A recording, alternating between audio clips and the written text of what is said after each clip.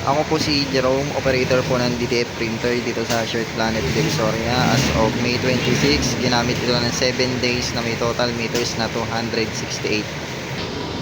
Ito po ang printer head. Ang huling palit po nito ay nitong May 11, 2024. Ito po ang wiper at capping na may 100% good condition. Head clean.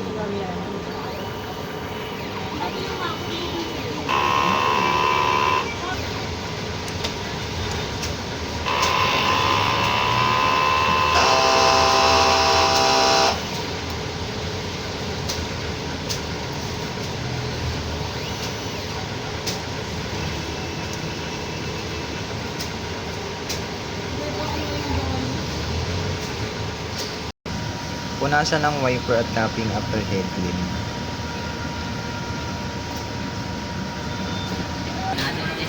Ito po yung nozzle check, buo naman po. Ito po yung ink system, tama naman po yung level. Face lang nakaka-dispose lang. Ito po yung ABR at wala naman po kaming ground wire. Ito po yung stocks ko ng mga inks. DTF powder, Inus ink, at DTF film. Ito po yung production log, daily checklist. Ang nagamit ko po sa consumables ay isang cyan, isang yellow, isang black, 4 na white, 3 powder, at isang film. Yun lang po. Thank you.